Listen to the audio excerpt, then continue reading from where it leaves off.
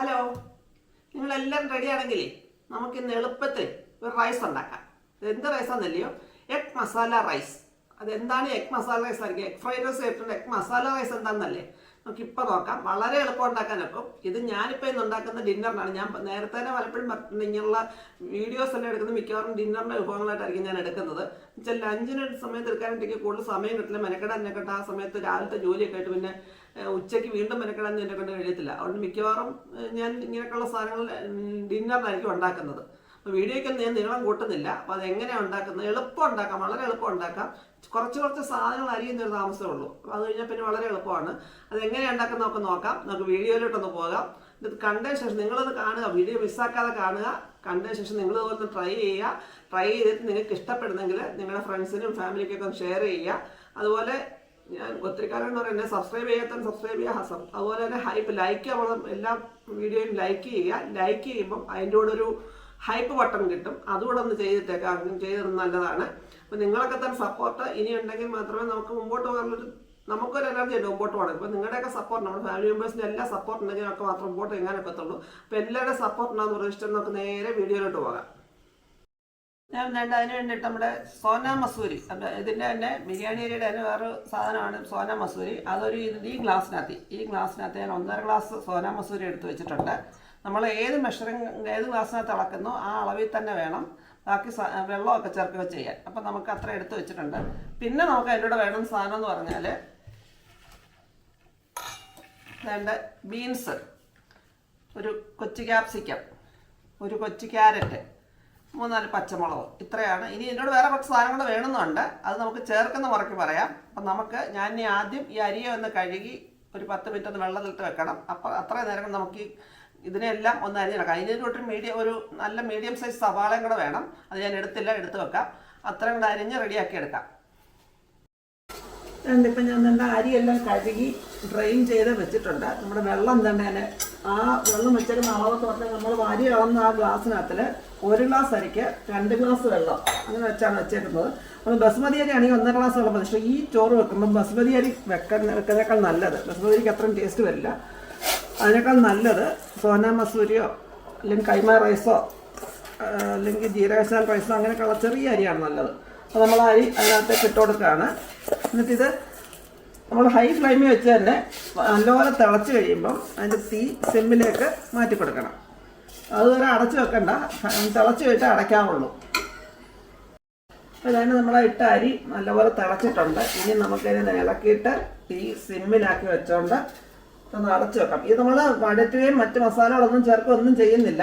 നമുക്കിനി ഒന്ന് തീ സിമ്മിലേക്കാക്കി ഇനി നമുക്കൊന്ന് അടച്ചു വെച്ചിട്ട് വെന്ത് വരണം. ആ വെള്ളം വറ്റി വരണം. നമ്മളല്ല തിളപ്പിച്ചുറ്റാണെങ്കിൽ 90% വേവാകുമ്പോഴത്തേക്ക് ഊറ്റിയെടുക്കാം. നല്ലപോലെ വെന്ത് കുഴഞ്ഞു പോകരുത്. ഇത് നമ്മൾ ഇടയ്ക്കൊന്ന് ഇളക്കി കൊടുക്കണം, അടുക്കി പിടിക്കാതിരിക്കാൻ. നമുക്കിനി വെന്തതിന് ശേഷം നമുക്ക് നോക്കാം. അപ്പോൾ അതുകൊണ്ട് നമ്മുടെ അരി വെന്തിട്ടുണ്ട്. അതിൻ്റെ വെള്ളമൊക്കെ ഒന്ന് വറ്റി, ഒരുപാടൊക്കെ വെള്ളം വറ്റിയില്ല. അതിന് മുമ്പായിട്ട് നമുക്ക് തീ അങ്ങ് അടച്ചു കൊടുക്കാം. ഇത് അടച്ചു വെച്ചേക്കാമെങ്കിൽ ഈ വെള്ളത്തിനകത്തിട്ട് ബാക്കിയുള്ള വെന്തോളും. നല്ല പരുവത്തിന് വേവായിട്ട് കിട്ടും. ഒത്തിരി മൊത്തം വെന്ത് വെള്ളം വറ്റി അടുക്കി പിടിക്കാൻ ഇടയാക്കണ്ട. നമ്മൾ വേണ്ട അരിയെല്ലാം വെന്ത് നേരം കൊണ്ട് ഒരു ക്യാരറ്റ് അരിത്ത് വെച്ചൊന്ന് അരിഞ്ഞു വെച്ചിട്ടുണ്ട്, ക്യാപ്സിക്കം അരിഞ്ഞു വെച്ചിട്ടുണ്ട്, 3-4 പച്ചമുളക് അരിഞ്ഞു വെച്ചിട്ടുണ്ട്. പിന്നെ നമ്മൾ അതിൻ്റെ കൂടെ ചെയ്തേക്കുന്നുണ്ട് മീഡിയം സൈസ് സവാളയും ഒരു 4-5 ബീൻസും. ഇത്രയും നമ്മൾ ചെറുതായിട്ട് അരിഞ്ഞു വെച്ചിട്ടുണ്ട്. നമുക്കിനി ഇതിനെല്ലാം ഒന്ന് വഴറ്റിയെടുക്കണം. അതിനുവേണ്ടി എൻ്റെ ഒരു ചീനിച്ചട്ടി അടുപ്പേ വെച്ച് ഒരു ചീനിച്ചട്ടില്ല, ഉരുളി, കടി കട്ടിയുള്ള ഒരു ഉരുളി അടുപ്പേ വെച്ച് നല്ലപോലെ ചൂടായിട്ടുണ്ട്. ഇതിനകത്തൊക്കെ നമുക്ക് ഓയിലാണ് ഒഴിച്ചത്. റിഫൈൻഡ് ഓയിൽ, ഗോൾഡ് വിന്നറിൻ്റെ റിഫൈൻഡ് ഓയിലാണ് ഞാൻ ഒഴിച്ചു കൊടുക്കുന്നത്. നമുക്ക് നെയ്യ് വേണമെങ്കിലും ഒഴിച്ചു കൊടുക്കാം. ഞാനിവിടെ റിഫൈൻഡ് ഓയിലാണ് ഒഴിക്കുന്നത്. അത് വെളിച്ചെണ്ണ ഒഴിക്കാതിരിക്കുന്നതാണ് നല്ലത്. ഇതിന് ഞാൻ എണ്ണ വെച്ചപ്പോൾ ഇച്ചിരി കൂടിപ്പോയി, സാരമില്ല. നമുക്ക് അത്രയും വഴറ്റി ഇതെല്ലാം ശരിയാക്കി വരാനല്ലോ, കുഴപ്പമില്ല. അപ്പം നമുക്കിതിനെല്ലാം വഴറ്റിയെടുക്കണം. അപ്പോൾ അതുകൊണ്ട് ആ എണ്ണ ചൂടായി. ഇനി നമുക്കതിനകത്തേക്ക് ആദ്യം നമ്മൾ അതിന് സവാള ഇട്ട് കൊടുക്കണം. സവാള ഒന്ന് ചെറുതായിട്ട് ഒന്ന് സോഫ്റ്റ് ആക്കി കഴിയുമ്പോൾ അടുത്ത സാധനം ചേർത്ത് കൊടുക്കാൻ. നമുക്കതിനൊന്ന് തീ സിമ്മിലേക്കിട്ട് ഒന്ന് ചെറുതായിട്ട് വഴറ്റിയെടുക്കാം. അത് വഴറ്റി വരുമ്പോഴത്തേക്കും നമുക്കൊരു ചെറിയ പരിപാടിയുണ്ട്. ഞാനിവിടെ നിന്നിട്ട് 7 കോഴിമുട്ട, നാടൻ കോഴിമുട്ടയാണ്, ചെറിയ മുട്ടയാണ്, അതുകൊണ്ട് 7 ഇട്ടുണ്ട്. നമുക്ക് ശരിക്കും പറഞ്ഞാൽ 1 ഗ്ലാസ് അരിക്ക് 4 മുട്ട മതി. അപ്പോൾ ഇതിന് ശരിക്കും 6 മുട്ടയുടെ ആവശ്യമുള്ളൂ. ഞാൻ ഒരെണ്ണം കൂടെ കൂടുതലിട്ടേക്കുന്നതാണ്. നേരത്തെ 5 പ്രാവശ്യം ഉണ്ടാക്കിയപ്പോൾ ഞാൻ വെജിറ്റബിൾസ് കൂടുതലിട്ടു. അപ്പോൾ അതിന് വെജിറ്റബിൾസും ടേസ്റ്റായിരുന്നു കൂടുതൽ, മുട്ട ടേസ്റ്റ് അത്ര ഇല്ലായിരുന്നു. ഈ മുട്ട ഞാൻ നല്ലപോലെ ഒന്ന് അടിച്ചെടുക്കുകയാണ് സ്പൂണുകൊണ്ട്, അല്ലെങ്കിൽ നമുക്ക് എഗ് ബീറ്ററോണ്ടായാലും മതി. നല്ലപോലെ ഒന്ന് അടിച്ച് പതപ്പിക്കണ്ട, ഒന്ന് മിക്സ് മഞ്ഞയും എല്ലാം കൂടി മിക്സ് ചെയ്തെടുത്താൽ മതി. അങ്ങനെ മുട്ട മിക്സാക്കി വെച്ചിട്ടുണ്ട്. ഇനി നമുക്ക് ബാക്കി വെജിറ്റബിൾസിനെല്ലാം ഒന്ന് റെഡിയാക്കി എടുക്കാം. ഒന്ന് ചെറുതായിട്ട് വഴന്ന് വരുന്ന സമയത്ത് നമ്മൾ 2 പച്ചമുളക് അരിഞ്ഞ് വെച്ചിരുന്ന പച്ചമുളക് അങ്ങോട്ട് ചേർത്ത് കൊടുത്തു. പച്ചമുളകോടെ കിടന്ന് അത് ഒരുപാട് ഒത്തിരി വഴന്ന് പോകരുത്, ഒന്ന് ചെറുതായിട്ട് വഴന്ന് വരികയാകാവുള്ളൂ. ഞാൻ നേരത്തെ എഗ് ഫ്രൈഡ് റൈസിൻ്റെ ഒരു റെസിപ്പി ഇട്ടുണ്ടായിരുന്നു, ഒത്തിരി ആളിന് മുമ്പാണത്. ഇത് അതിന് വ്യത്യാസമാണ്. അത് എഗ് ഫ്രൈഡ് റൈസ് എന്ന എഗ് മസാല റൈസാണ്. അത് എന്താണെന്നുള്ളതും ആ വീഡിയോ മിസ്സാക്കാതെ കാണുമ്പോൾ നിങ്ങൾക്ക് മനസ്സിലായി എന്താണ് മസാല റൈസ് എന്നുള്ളത്.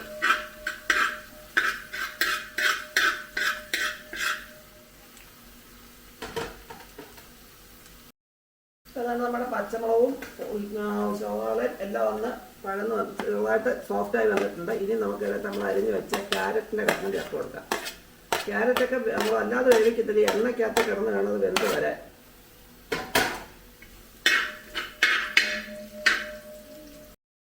അപ്പോൾ നമ്മുടെ ക്യാരറ്റൊക്കെ ഒന്ന് വഴന്നുണ്ട്. ഇനി നമുക്കടുത്തത് നമ്മൾ അരിഞ്ഞ് വെച്ച് ബീൻസ്,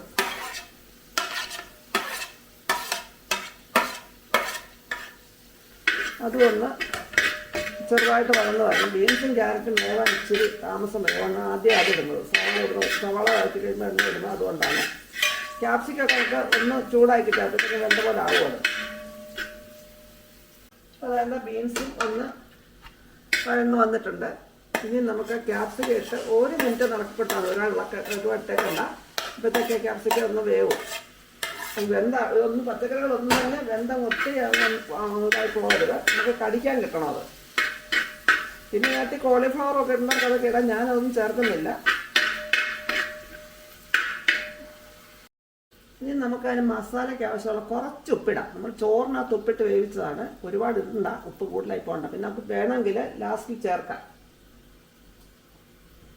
ഇതൊന്ന് ഇളക്കി കൊടുക്കാം.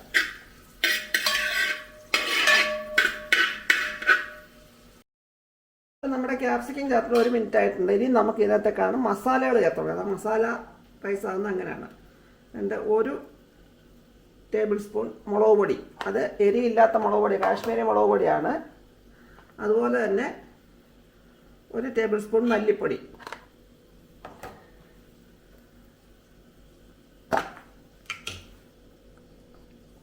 നമുക്കൊരു 1/4 ടേബിൾ സ്പൂൺ മഞ്ഞൾപ്പൊടി,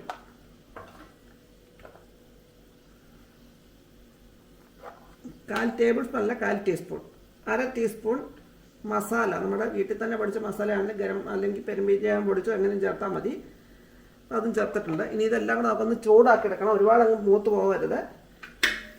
ഒന്ന് ഇളക്കി എല്ലാം ഒന്ന് യോജിപ്പിച്ചിട്ട് വേണം നമുക്ക് ഈ മുട്ട ചേർത്ത് കൊടുക്കാൻ. നമ്മൾ തീ ഇപ്പം സിമ്മിലാണ് ഇട്ടേക്കുന്നത്, കൂടുതലാക്കിയ മസാല ഈ പൊടികളെല്ലാം കരിഞ്ഞു പോകും. ഇതാണ് നമ്മുടെ ശരിക്കും പറഞ്ഞാൽ നമ്മളിതിനെ മസാല റൈസ് എന്ന് പറയാൻ ഇത്രയും സാധനം നമ്മൾ എഗ് ഫ്രൈഡ് റൈസ് ഉണ്ടാക്കുമ്പോൾ ഇത് മസാലയൊന്നും ചേർക്കാറില്ല. ഇനി നമ്മൾ അതിനോട് ചേർക്കുന്നതുണ്ട് 1 spoon soya sauce, 1 table spoon മതി. ഇതെല്ലാം ഒന്ന് മിക്സ് ചെയ്യാം.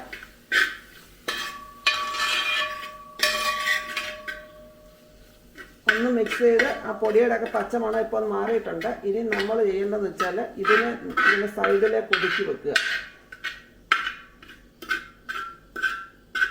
നടുക്കൂന്നെല്ലാം ഇങ്ങനെ മാറ്റി വെച്ച് നടുക്കുള്ള സ്പേസിലേക്ക് നമ്മൾ അടിച്ചു വെച്ചിരുന്ന മുട്ടയുണ്ടല്ലോ അത് ചേർത്ത് കൊടുക്കണം.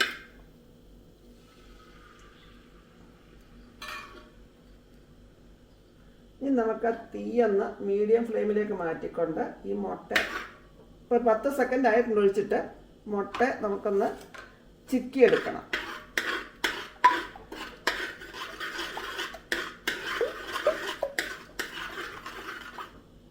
നമ്മുടെ മുട്ട ഒരു പകുതി വേവായിട്ടുണ്ട്. ഇനി നമുക്ക് വെജിറ്റബിൾസ് എല്ലാം കൂടെ അതിൻ്റെ കൂടെ ഇട്ട് ഇളക്കിയിടും.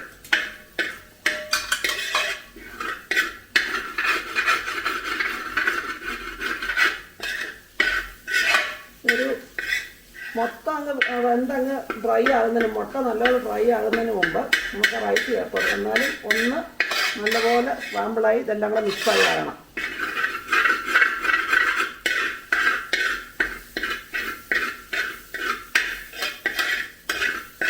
ഏതാണ്ട് നമുക്കൊന്ന് ഡ്രൈ ആയി വന്നിട്ടുണ്ട്. ഒരുപാട് അങ്ങ് ഡ്രൈ ആയില്ല, ഈ പരുവത്തിലിരിക്കുന്നേ ഉള്ളൂ. ഇനി നമുക്ക് നമ്മൾ എടുത്ത് വേവിച്ച് വെച്ച ചോറോട് അതിനകത്തേക്ക് ചേർത്ത് കൊടുക്കാം.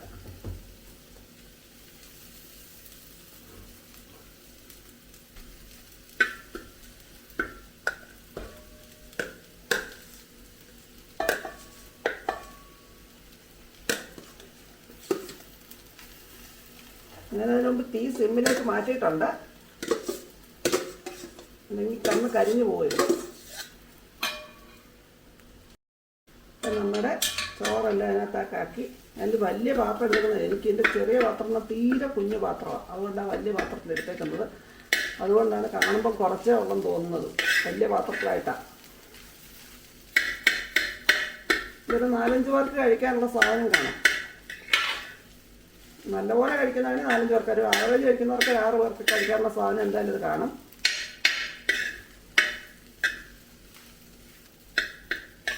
നല്ലപോലെ തന്നെ മിക്സ് ചെയ്തെടുക്കണം. മിക്സ് ആയിട്ട് നമുക്ക് ഇതിൻ്റെ ഉപ്പൊന്ന് നോക്കാം. ഉപ്പിന് കുറവുണ്ടെങ്കിൽ ഈ സമയത്ത് നമുക്ക് ചേർത്ത് കൊടുക്കണം.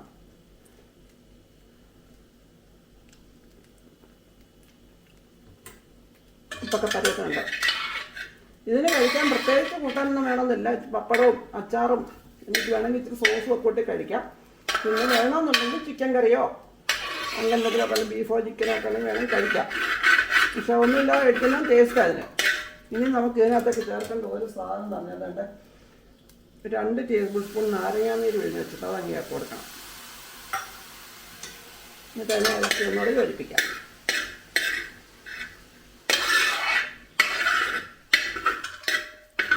അതിന് ശേഷം നമ്മൾ ഇച്ചിരി മല്ലിയില അരിഞ്ഞ് വെച്ചിട്ടുണ്ട്, അതുകൂടെ നമ്മൾ ചേർത്ത് കൊടുക്കാം. നമുക്ക് മല്ലിയില കൂടുതൽ വേണമെങ്കിൽ ഒരു പിടിയൊക്കെ ചേർക്കാം. ഞാൻ കുറച്ചേ ചേർക്കുന്നു, ഒരുപാട് അല്ലാത്ത മല്ലിയിലയുടെ ടേസ്റ്റ് എല്ലാവർക്കും ഒന്നും ഇഷ്ടമല്ലാത്തതുകൊണ്ട് ഞാൻ കുറച്ചേ ചേർക്കുന്നുള്ളൂ. ഇതിനെല്ലാം കൂടെ ഒന്ന് ഇളക്കി യോജിപ്പിച്ച് കഴിയുമ്പം നമ്മുടെ എഗ് മസാല റൈസ് റെഡി. മുളക് പൊടിയൊക്കെ നമുക്ക് ഇച്ചിരി കൂടെ ചേർക്കാം, പക്ഷെ ഒരുപാട് മുളക് പോയി കഴിഞ്ഞാൽ അതിൻ്റെ ടേസ്റ്റ് വരത്തില്ല, എരിയേ വരത്തുള്ളൂ. ഇനി നമുക്കിതിൻ്റെ തീ അങ്ങ് അണച്ചു കൊടുക്കാം. ഒത്തിരി അങ്ങ് ആകുന്നതിന് മുമ്പ് കഴിക്കുന്നത് നല്ലത്. അപ്പോഴത്തേക്ക് ഞാൻ ഇച്ചിരി പപ്പടമൊക്കെ ഒന്ന് കാച്ചിക്കൊണ്ട് വന്നിട്ട് നമുക്കിതിനെ ഒരു സർവിംഗ് ബൗളിലോട്ട് മാറ്റി എല്ലാവർക്കും ഒന്ന് കൊടുക്കാം. എല്ലാവരും എന്ത് പറയുമെന്ന് നോക്കാം. ഇന്നത്തെ സ്പെഷ്യൽ എങ്ങനെയുണ്ടെന്ന് നോക്കി. നീ അഭിപ്രായം പറയുമ്പോൾ സത്യസന്ധമായിട്ട് പറയണം. ഞാൻ കള്ളം പറയാറില്ല. ഇല്ല, എനിക്കറിയാം. നീ ഇത് കഴിച്ചു കഴിയുമ്പോൾ അങ്ങോട്ട് നീ ഞാൻ കള്ളം പറഞ്ഞതാണേ എന്ന് പറയത്തില്ല.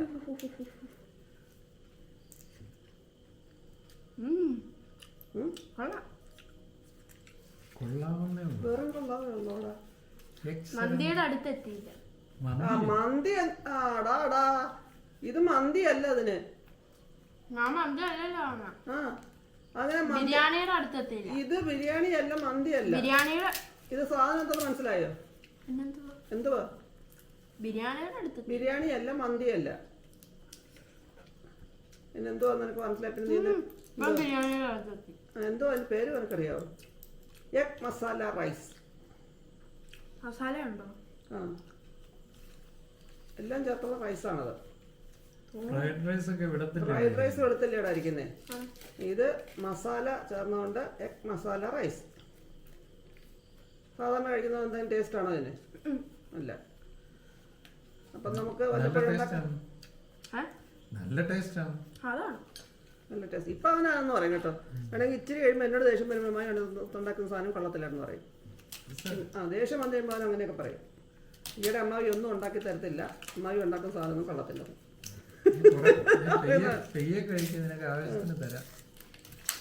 അപ്പം വളരെ എളുപ്പം ഉണ്ടാക്കാനൊക്കുന്ന ഒരു എഗ് മസാല റൈസ് ഞങ്ങളുടെ ടെസ്റ്റർ പറഞ്ഞിട്ട് ഇനി അവൻ എന്താ ഉറക്കെ പറയടാ. കഴിച്ച് വായി നിറക്കിയിട്ട് വേണം പറയാൻ. ഈ നമുക്ക് ക്യാമറയ്ക്ക് മൈക്കില്ലാത്തോണ്ടേ പറയുന്ന ഉറക്കെ പറഞ്ഞാലും കേൾക്കത്തില്ല.